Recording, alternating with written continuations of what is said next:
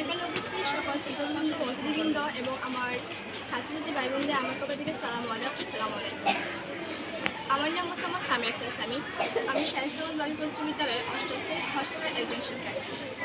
আজকে আমরা অষ্টম শ্রেণীর ভাষাকার গ্রুপ থেকে বিজ্ঞান বিষয়ে কিছু তথ্য নিয়ে এসেছি এখানে। আমাদের বিজ্ঞান ক্লাবের নাম হচ্ছে টমাস আলভা এডিসন। এখানে আমরা বিভিন্ন ধরনের জানা অজানা তথ্য, গল্প, কবিতা, ছড়া, উক্তি ও স্লোগান লেখার মাধ্যমে উপস্থাপন করেছি আপনাদের সামনে। আমি আমার লেখাগুলো দেখে একটি কবিতা উপস্থাপন করতে চাই। কবিতাটি হচ্ছে আমার স্বপ্ন।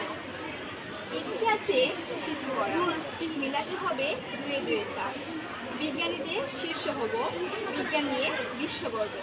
করতে হবে আবিষ্কার, মাথা খাটাও চার চার। মধ্যবর্ষের জনক নিউটন, আমি হবে বিজ্ঞানী, এই আমার মত।